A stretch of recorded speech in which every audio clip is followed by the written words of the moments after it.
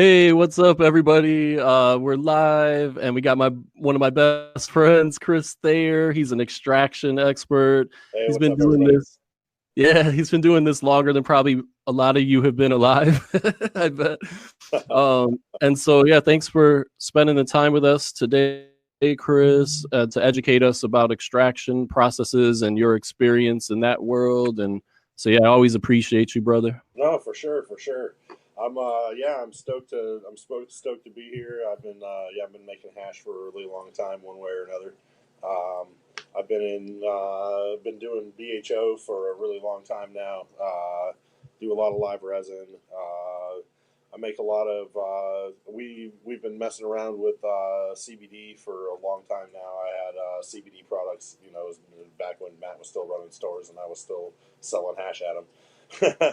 Yeah, that was like 2013, man, when we first met. Yeah. So yeah, we've been selling CBD together for quite some time, and I remember, didn't you have a hash bar in Arizona in like 1995 or something? Yeah, well, I did. I had a hash bar. Well, we had a. It was we've been doing hash for a long time. Yeah, I remember I passed out at a hash bar. It was maybe more like 1998, but yeah, good times. Oh wow, that's awesome, man. So yeah, I know you're really good with all types of extraction, and like, how many labs have you set up in your career, would you say?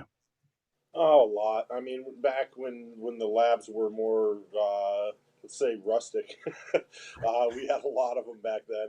But nowadays, I mean, it's been two major lab setups, and I mean, in each of those, we must have gone through 10 different scenarios, trying to figure out which direction to go. So it's been exciting, having all the the different. It's been quite an experience dealing with the Bureau of Cannabis Control and the rest of it. Oh yeah, I've seen you. I've watched you, man, in your career, just setting up the major labs that you set up that were licensed, and I saw the process, man. They really do run you through hoops, and you have to be diligent and dedicated, right? No, absolutely, a lot of compliance, a lot of stuff we weren't used to, and it's really created a scenario where people that used to be able to make money in spite of themselves can't anymore. And people are coming in with real business plans and wrecking shop, and that's what and it's happening more and more. Not to try to lead you into biosynthesis, but but that's a direction. I mean, this is a thing that's happening where big companies are coming in with strong plans and executing big strategic moves. And if you're gonna make it in this game, it's gonna have to be tied to something craft, because being Budweiser was a fun thought for everybody, but it's not really a realistic goal. And if you're not going to be Budweiser, you're going to have something that makes you stand out from the crowd. Yeah, that's for sure. And so you mentioned biosynthesis. Can you explain what that is and what you see coming with that process for CBD extraction? And I think it's going to change CBD extraction, because biosynthesis is going to make it unnecessary for so much extraction to be happening in the first place.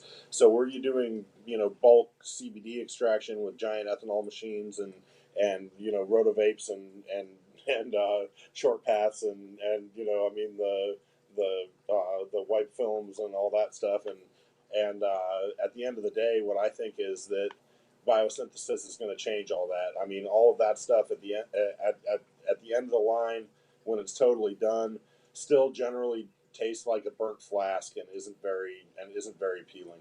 And biosynthesis is just it takes yeast, and then uses enzymes to synthesize THC, and THC doesn't have a taste really, and I think it's going to take the Budweiser, end of it all, entirely. I don't think Wow. I don't think it's gonna be. I think it's gonna be less expensive. I think it's gonna be easier, more reliable, more consistent. It's gonna taste the same every time. I think it's going to be easier for people to formulate. I think it's coming CBD and THC and all of the variables, and anything that's being used, anytime anybody's using isolate, I think it's going to be a strong play. Yeah, that makes sense to me. So what you're saying is like the people right now that are setting up these massive traditional extraction labs using maybe ethanol or butane or whatever, they might be in trouble. Is Yeah, that whether what they're you're saying? using ethanol or butane, if they're using, if they're using a combine to harvest, you know what I mean, and drying in a giant drying shed, and then extracting black crude, it's going to be really hard and refining it. It's going to be really hard to keep up with biosynthesis and keep customers that are willing to go with that instead of the biosynthetic stuff. At the end of the day, it's going to change who has the price point. That low price point is kept by those people right now, and so they're able to scale up and build out these big spots. But if that crashes due to biosynthesis, you're going to end up with a bunch of what I call $200,000 hat racks, but now it's like $2 million, $5 million hat racks, and I mean it's crazy how much people are spending on all this stuff. And honestly, I think that a smaller, more more dedicated, like singularly dedicated approach to having a line of products that is uniquely yours is a much more realistic approach to entering this than trying to make giant buckets of crude and refining it down, or getting into the like selling liters or any of that kind of stuff. I really feel like it's the time for that is coming to a close end. The markets are all messed up, not like I've ever seen before in all of those areas right now already. So it's a dysfunctional market already. It just needs very short amount of time before it's going to get taken over by something that works better. Gotcha. And somebody just asked a question. They said, you said biosynthesis a lot. What specifically are you talking about? So I guess they missed when you explained what is biosynthesis and how does that work? Okay, so they're taking yeast and using in some cases E. coli, but in a lot of cases they're using just um,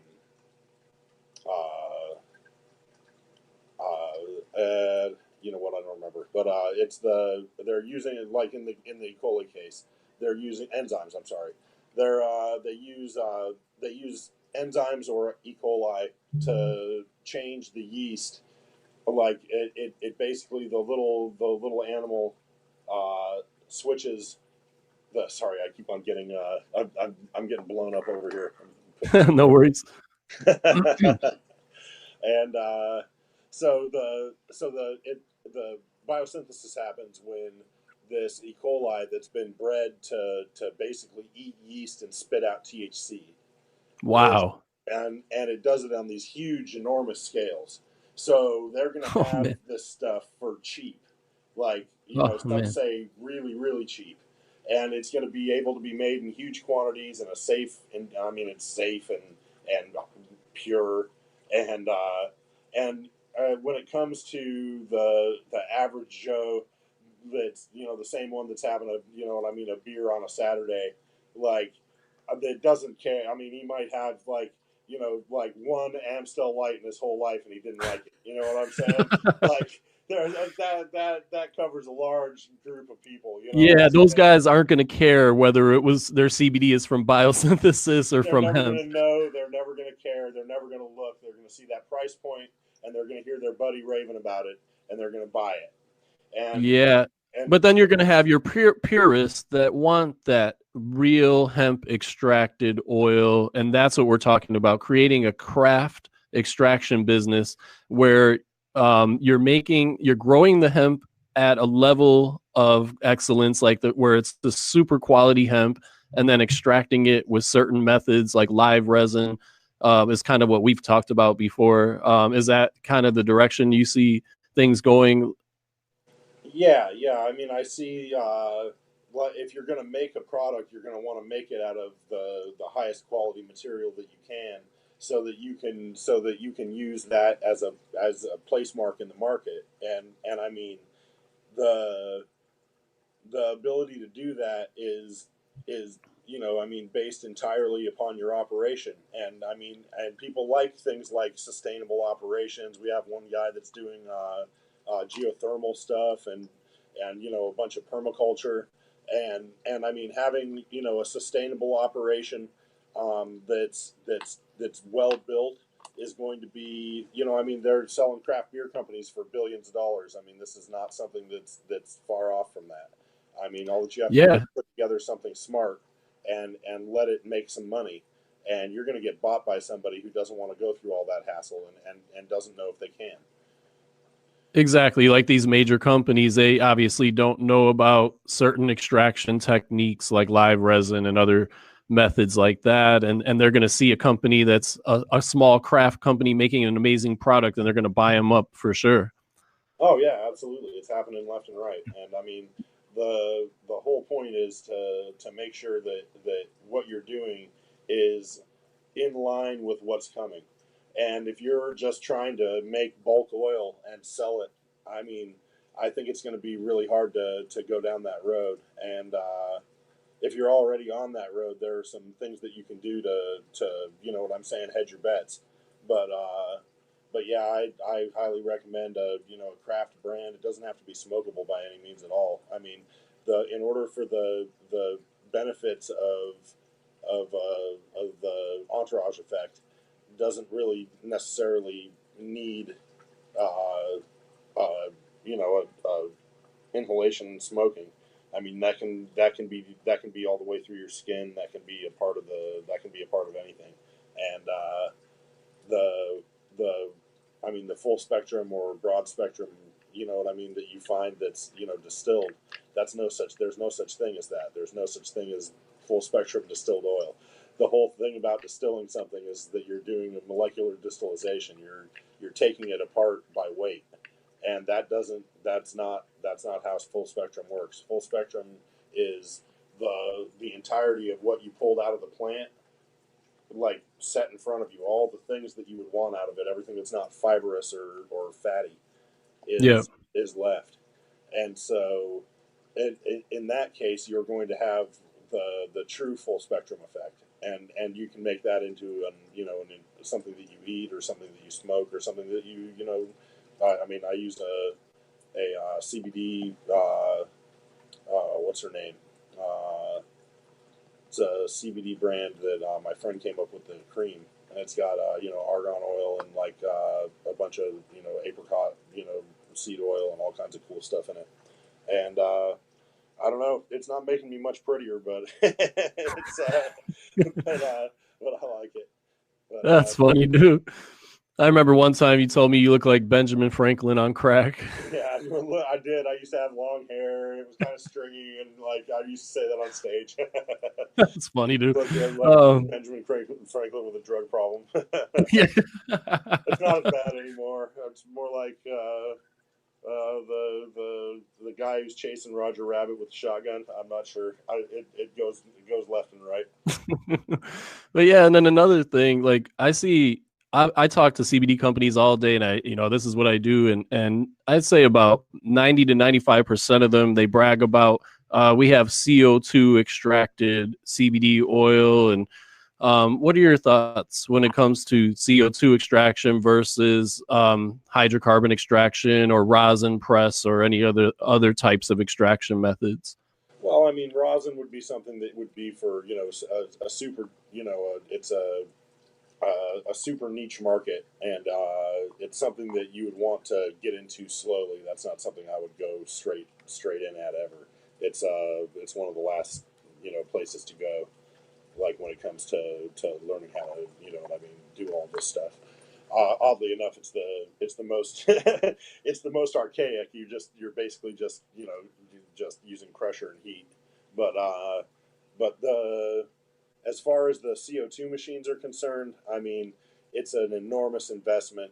I find them to be to reliably make extract that tastes in a negative way. It doesn't.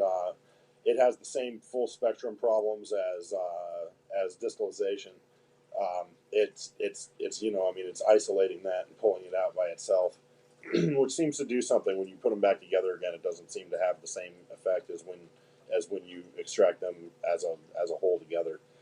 It's some nominal thing. I'm not really sure what it is, but it's something to look at. Yeah, that's interesting. It's kind of like we're trying to play Mother Nature and put the terpenes back into the oil, and it just doesn't work the same. Well, how could it? At least 10,000 years we've been farming, and for that 10,000 years, we've definitely been farming cannabis, and it's been figuring out how to get us to bring it with them, or to bring it with us, like for that entire time, and it's been doing it by mimicking things that actually are already happening in your body. Like the high that you get from cannabis is very similar to if you see an animal that you're fond of, or a person that you're fond of. Like it's the same biological response. So like it's doing a good job of mimicking all of that, and I think it's very complicated. And the idea that we would be able to take that all apart and put it back together again with very little detail or thought put into it, after what's probably millions of years, but at least 10,000 years of the plant trying to figure out how to like like mimic our endocannabinoid, or all of our receptors and all of our pleasure. And it's just the way that all works, I think, is too complicated to put back together. And also, we can all agree that we don't know what's happening. We're not even sure what's happening. We've just figured out what the endocannabinoid system is recently. It's not the time for us to be playing medicine man when it comes to that stuff. It's already done a fantastic job of that by itself. So then you just have to take the snapshot of that and make it into an oil, and that oil can be used for all kinds of different things. And that's where all the that's the goodness when it comes to any cannabinoid, whether that be THC or CBD or any of that stuff. And like this, I don't know if you can get a. Oh yeah, that looks good. Wow, what is that? That's THC, and it's THCA, and that's the other thing about it is that if you were going to do an extraction, like any extraction, anytime, for any reason, like, wouldn't you want to do the best extraction that you could, especially under the circumstances that we all know, where quantity isn't going to necessarily get you anywhere. So like the having the having the extraction be the best extraction it can be trumps that in a big way. The way that I see the future. You know what I mean, boiling out. So like, I feel like the the most important thing a person can do right now is, and CO2. In some municipalities, if you're in the heart of a city or something like that, and there isn't a lot of M3, industrial around. That's a viable. I know they're not allowing that kind of extraction in San Diego, and I have a buddy out at Outco doing some really fantastic CO2 extraction from flower. It's pretty great. It's not what it could be.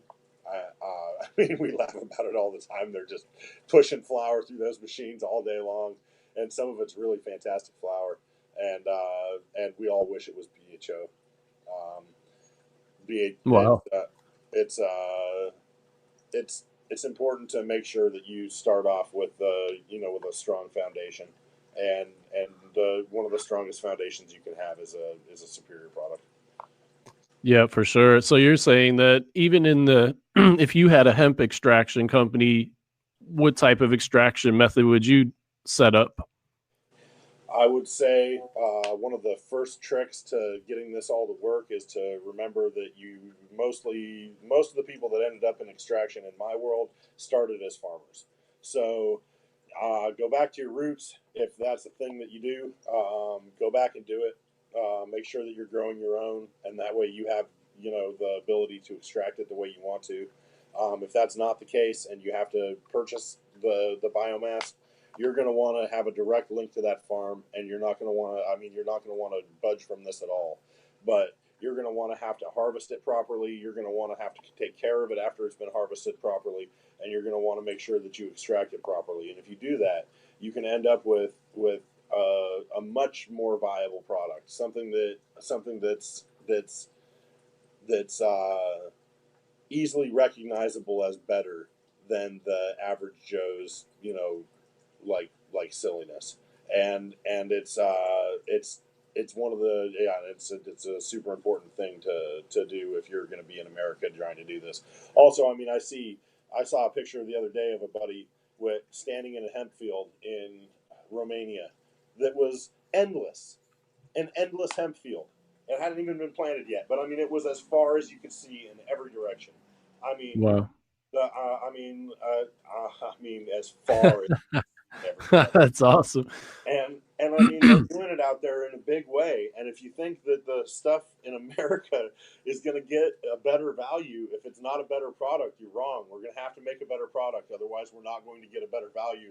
And if we're not going to get a better value, then we're going to have to beat out the price of growing things here as opposed to Romania, which is not going to be a thing that anyone's going to achieve. So, it's we're going to, I don't care how cheap your land was, you're not going to have land as cheap as it is to lease, millions of acres in Romania and grow huge fields of hemp there. And if you do a fantastic permaculture setup with water features and, nitrogen stabilizers and, what I mean, and plant and no-till and plant responsibly and harvest responsibly and extract that in a high-end way and make a product that people can be, I mean, they'll sell it at Barney's. It happens. Yeah. It's not sure. That's not a joke. That's the way it is. And I mean, that's what's that. I mean, that if you're going to make and if you're not going to do that, buy from Romania. Stop doing what you're doing altogether. Quit. Sell the machines and start buying the stuff from one of these foreign countries that's got like pharma grade like laboratories and is going there. I mean, they have so much money. There's no getting in the way of this.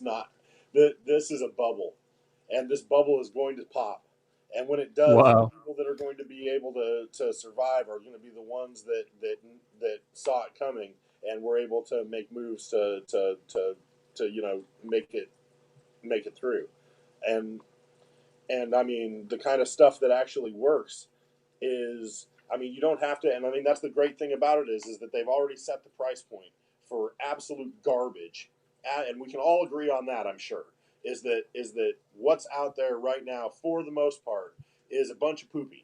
And so if we're now selling, those vape pens that they sell at every Circle K in the world have 15 milligrams or 30 milligrams of CBD in them.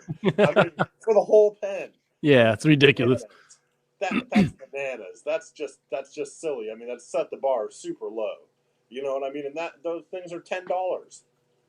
Yeah, that's when it's all about money, and they don't care about the therapeutic aspects, and they just slap CBD on there, even though you're getting not even a milligram per puff. Oh yeah, like, I mean, even if it is a milligram per puff, I mean, what is that? I mean, that's not enough to do the trick. I mean, if I have an 80% CBD vape pen, and I've got maybe let's call it a morning headache, which I don't get very much anymore. I don't have time. But if you've got something going on and you smoke a good portion like a 10 or 20 hits off of one of those vape pens, you will absolutely feel different. oh yeah, for sure. Absolutely feel different. But Yeah. you could smoke but one hit of that is as much CBD as is in that whole vape pen that they're trying to sell you at 7-Eleven.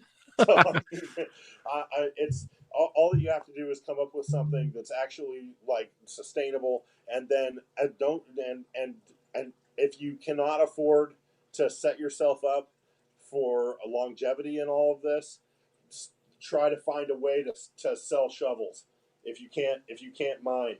I mean, or if you can't sell shovels, figure out how to mine. I don't know, I guess, but like but you're gonna want to make sure that you have the ability to, because if there's anything that I've learned in doing this a bunch of times now, is that you're gonna want to have the financial stability to be able to hold through and make it through the normal amount of time that it's going to take the population that you're marketing to accept you or even recognize you.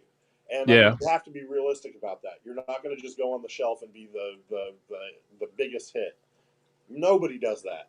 The guys that Yeah. do that, I've seen them Super do that rare. before. They were already there. They were always already there. Yeah, it looks like an overnight success, but it's not. You know, they were They were prepared. already there. They've done it 10 times already. Yeah. And Oh, and like, then one thing too, Chris. Just to recap. So if you were doing hemp extraction right now and setting up the lab, I see a lot of most hemp extraction labs are doing CO2 or ethanol. Would you do butane extraction, or how would you set it up? yeah, so the idea that butane extraction is dangerous and scary is absolutely the case. The idea that alcohol extraction is safer, I would have to say 100%. If you're looking for safety, extraction is probably not for you anyway. Yeah, But like, I mean, to be perfectly that's honest, why I stay away from it. I would CO2 blow shit up. extraction, CO2 extraction, I'm terrified. I mean, all that has to happen is that machine goes look like somebody spills a freaking coffee off down the back of that thing, and and it's and it's curtains for everybody in the neighborhood. That's Damn, really? that. Oh, that's pink mist as far as the next building over. Everybody's in rubble. Like Wow. yeah, I mean, it's giant, thick steel. It's thick steel. Yeah. And that's a lot of, and I mean, I'm sure there's a lot of fail safes, and I'm sure they probably work. And I mean, as far as that's all concerned, though, I would say that would be the most dangerous of all of them.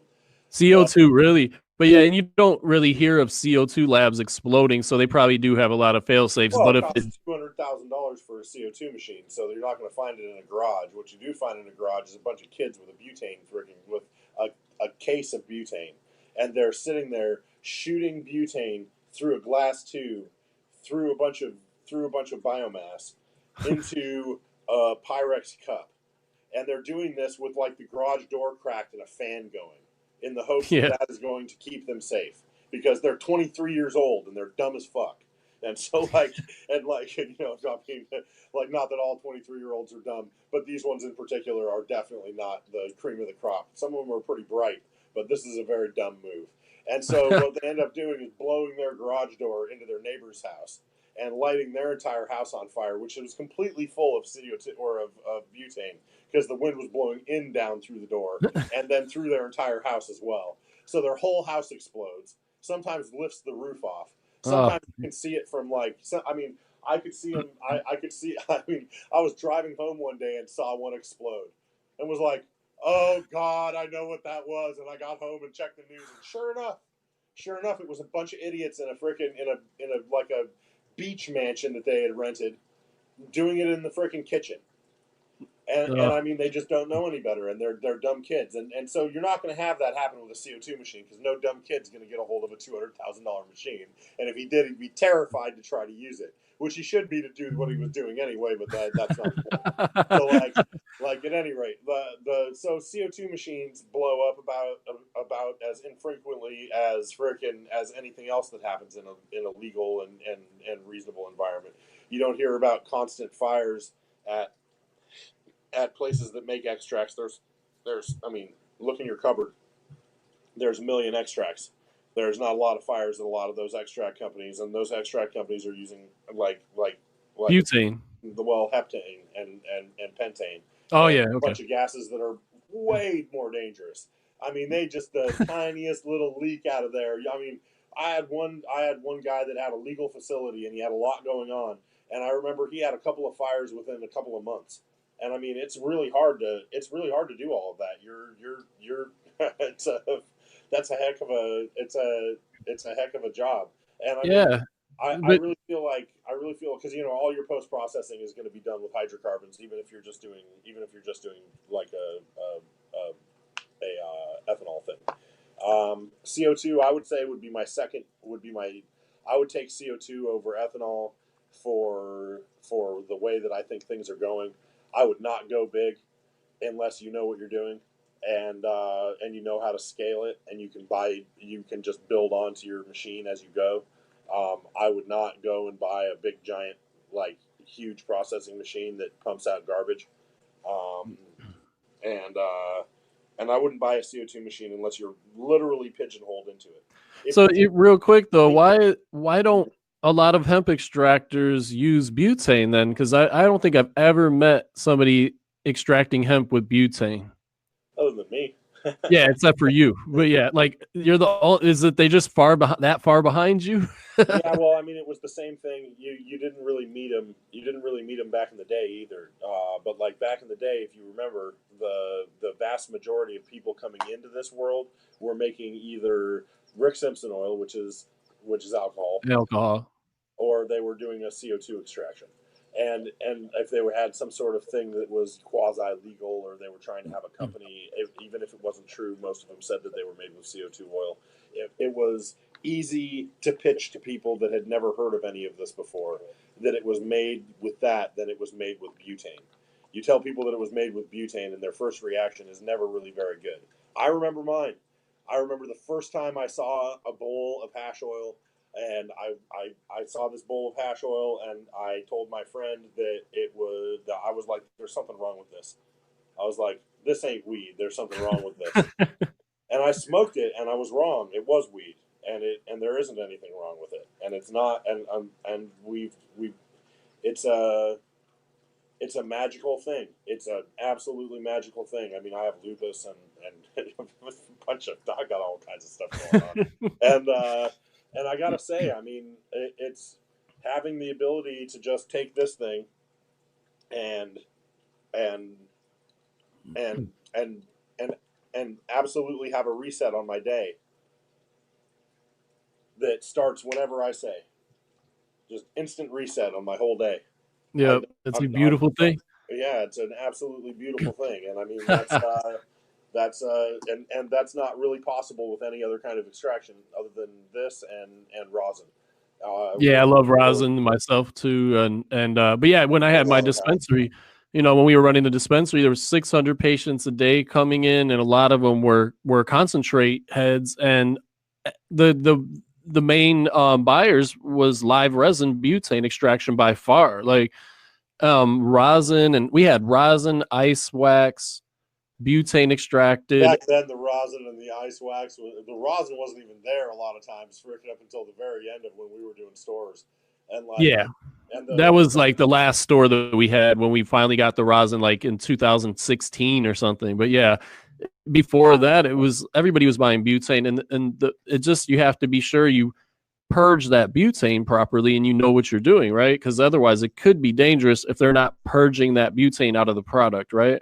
Yeah, you know what? I think that was the lesser of evils. So that was what people just conceded to, just for reasonableness. I mean, butane escapes into the atmosphere very easily. Its boiling point is nearly freezing.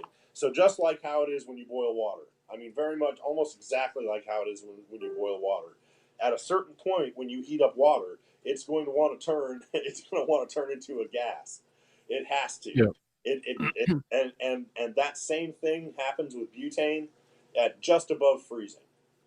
So the trick to making sure that you've gotten all the butane out of your hash is actually a trick to making sure that you have all of the lipids and all of the crap out of your hash, because all of that crap is where it all hides and where it all gets stuck. So like getting lipids trapped in your crystalline with butane trapped in that, or most likely pesticides or any kind of other nonsense, is the general fallback. And whether that crystalline is big chunky things like those, or even that was a good one. Nice.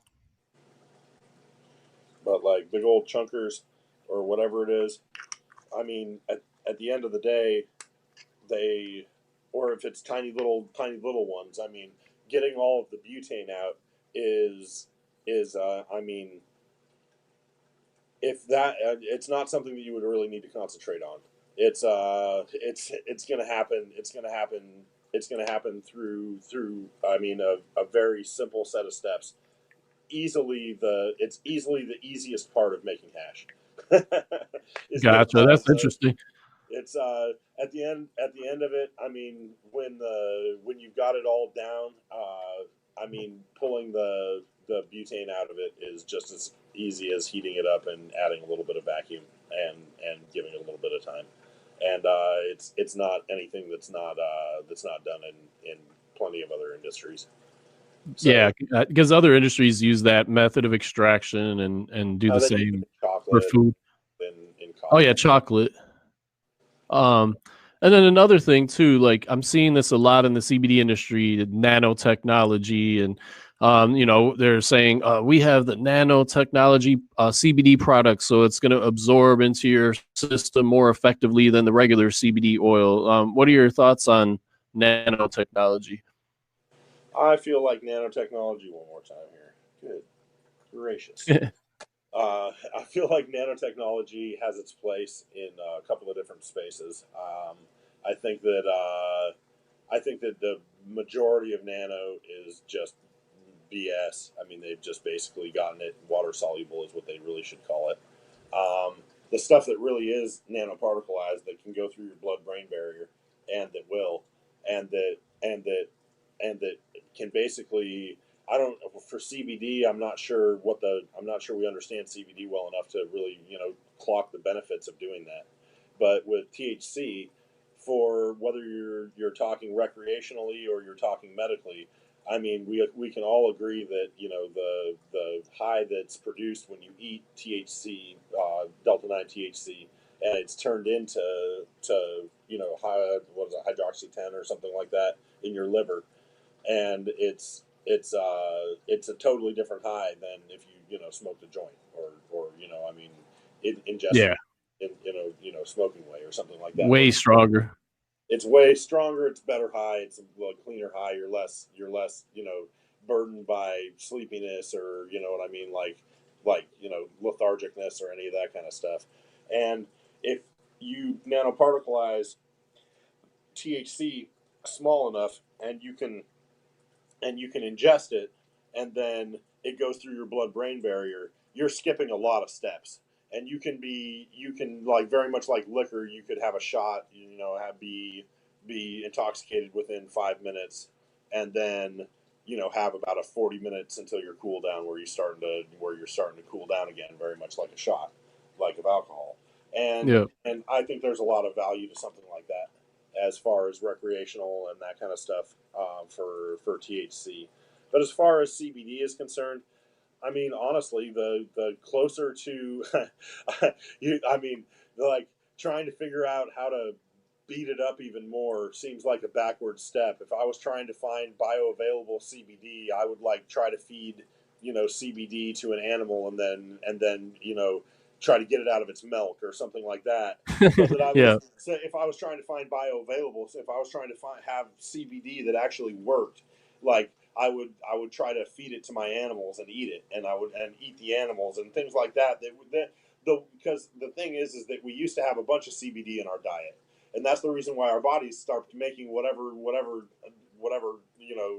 chemicals that CBD is mimicking. Our bodies stopped making those, because very much like if you take a bunch of testosterone boosters, your body stops making testosterone, because after 10,000 years of that, it's safe to say that, or I mean, much longer, obviously, it's safe to say that we weren't making that compound anymore. We had enough of it available in our diet so that it was no longer something that our bodies produced. And so now, in the I mean, in the early 1900s, we outlawed that particular substance and crashed all of our endocannabinoid systems. And yeah, so having the most, and just like it is with any other process that's natural, I mean, finding it's like this with growing. You have to find a way to mimic an environment. You know what I mean? And like with this, you have to find a way to to mimic the way that your body is genetically predisposed to taking in this compound, and I think it's going to be different for different people, but I think that it's going to be I think it's going to be much more important than whether it's water soluble or bio or I mean biosynthesized or not or nanoparticleized or not. I Yeah, think because you got like people like me that I'm a natural person. I would rather have just the oil as close to nature as possible. I don't want it messed with in a lab or anything. I want it how nature intended it. And I think there's a significant amount of the buying population that thinks that way. yeah, I think that you're right. I think that a significant a significant enough percent that like a higher end brand or something like that is definitely very doable. Yeah, and man, I appreciate all the information that you've been dropping. And one thing, if you're listening, people, Chris is a consultant in the space. So if you're setting up your lab or you already have a lab and you're looking to tweak it and make it more efficient and learn some unique processes, because I know that Chris knows how to do things that other people aren't doing. And so he can come into your lab and show you some things that you're might be missing, I'm sure. And so feel free to reach out to me or Chris Thayer, and we can set up an appointment to talk about what he could do for your lab, or if you're starting up a lab and you want to talk to him about that so that you don't go down the wrong path. It's really important because you don't want to waste a ton of money. Like obviously when you're opening up an extraction operation, this is not cheap. So you want to make sure that you deal with an expert like Chris, who's been doing this a long time and he's made all the mistakes, because I've seen him make a bunch of mistakes, but I've seen him do a lot of great things too. And I've given him probably close to $1 million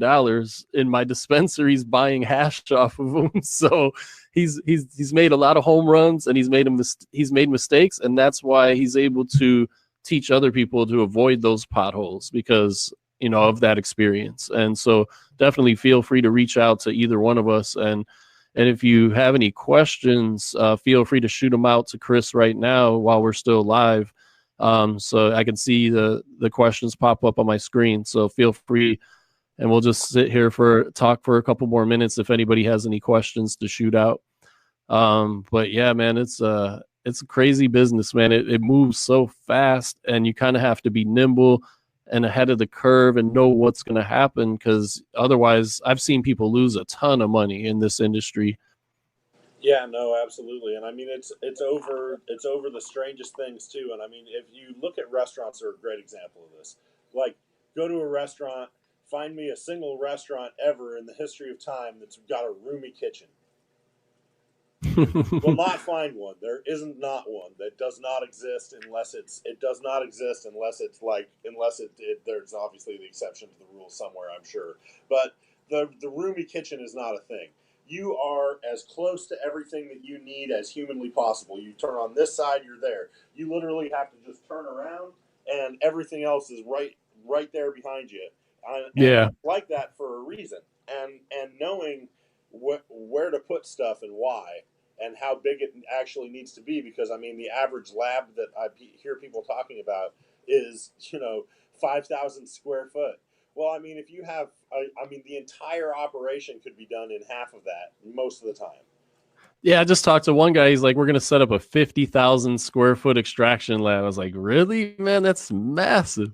Yeah, and I mean that's the thing about it is that you better be ready to I mean compete with biosynthesis and Romania. it's a hard road, man. 50,000 square foot laboratory. You're gonna have to be cranking, which means that you're gonna have to be running a bunch of. It'd have to be a bunch of poo poo, and I mean you can't really do that anymore. It's not gonna work. The poo poo is not going to be worth anything. I mean, they're going to be able to buy better poo poo for cheaper. Yeah. Oh, and somebody asked here, what's a base startup cost for a butane setup? For a butane setup, so it depends on what your like size. You know what I'm saying? What you're like looking for as far as size is concerned. But if it's kind of like a smaller operation and you're not really interested in becoming a scientist, then there's a really great machine that my friend helped design. It's called Luna Technologies, and it's automated. If I remember right, it's somewhere around $500,000. Wow. That would be runs about 100 pounds, 150 pounds, maybe between 100 and 200 pounds a day, or a shift, I guess. And it's it's a really solid machine for like processing for your own company, and you know what I mean, having a reasonable sized operation going on. That would be a great place to start. If you are interested in moving forward with an extraction company where you're doing some of the engineering yourself, you can save a lot of money. I have a very large extraction facility, processing hundreds of pounds a day. Um, that I mean, the machine was all the equipment in the whole joint was less than $200,000. So Wow. it just depends on where you're at with all of that. What makes the most sense for you? What makes the most sense for your size, and for what you're extracting. And I would say that I would highly recommend going with a the Lunar Technologies or something. Yeah, there really isn't anything similar yet, but like something like that would be highly recommended for a small to medium operation that is looking to do their own craft,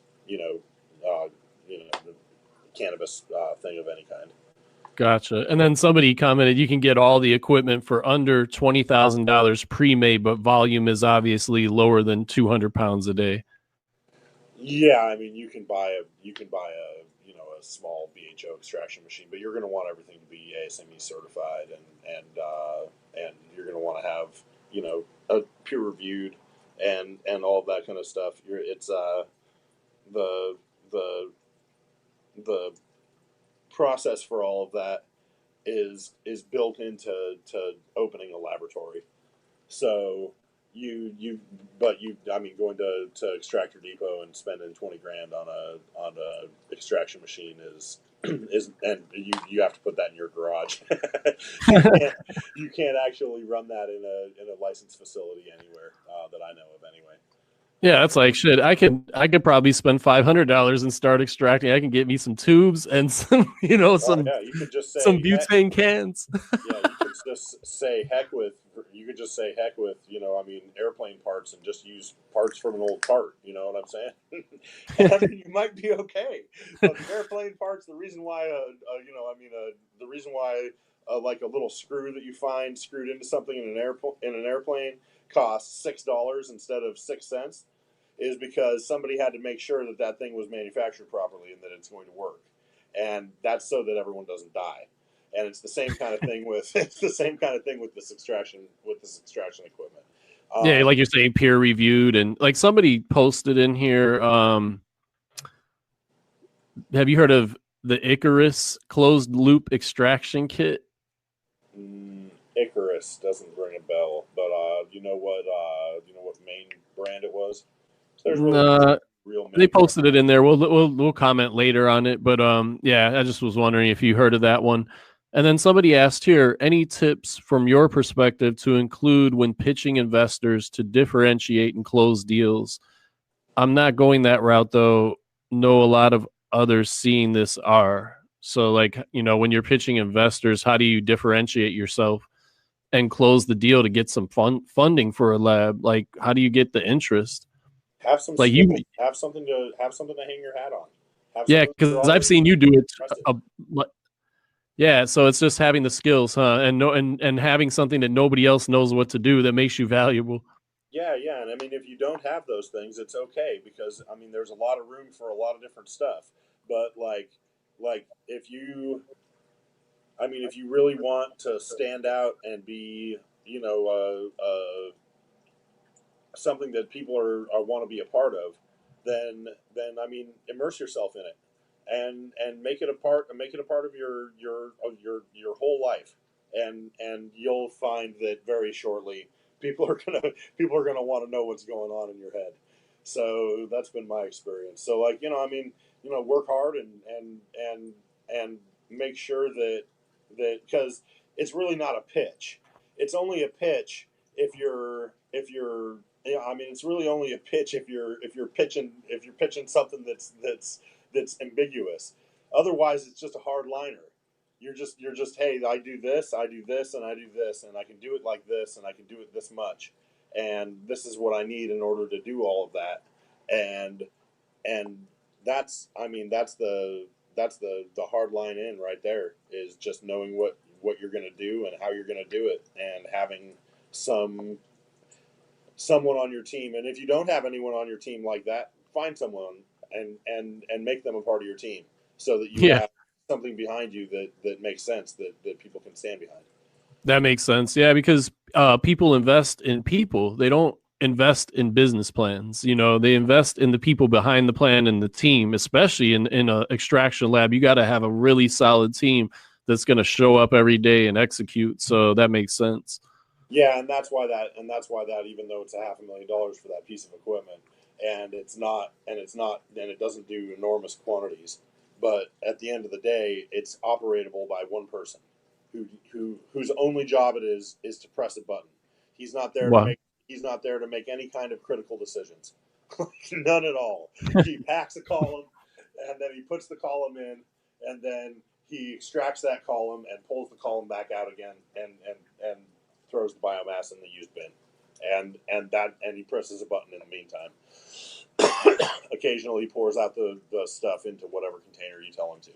And I mean, and I mean, as opposed to having to do an enormous amount of work to try to figure out how to make all of that gas move from one place to another. It's if you're starting from scratch and you're trying to do something, and you're trying to do something boutique, I would recommend something like that. If you're really into this and you're not intimidated at all by extraction, I highly recommend Bogart System. They're inexpensive. You have to engineer it yourself in almost every possible way, which can be maddening to somebody if they don't know what they're doing. You know what I mean? So, but that's why they can hire you, though, to help them put it together. Well, and I mean, to a certain extent, it might, like, in a lot of cases, it might be more realistic to just go with the machine that's already been engineered. You know what I mean? But like if you have a decent sized scale and you're making products, you know what I'm saying, and you already have an existing company, or your throughput is you know what I mean, higher than average. I would say that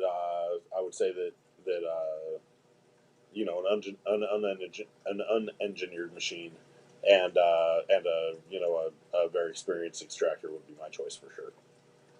Gotcha. That makes sense. Man, this has been a really educating talk, man. I think the people have really enjoyed it and learned some tips. And so, yeah, feel free to reach out to me or Chris directly. But yeah, you can hit me anytime too, and I can make the connection to Chris if you're interested in his services. And if you're in the San Diego area, you might be able to hang out with us and smoke some of that crystal clear hash that he was just showing. So hit us up. But yeah, Chris, thanks for joining us, man. I really appreciate it. We got to catch up in person soon. No, for sure. Thanks. All right, buddy. Talk to you soon, man. And thanks for joining the CBD Business Success Show, everybody. Peace. Absolutely. Have a good one. Later, man.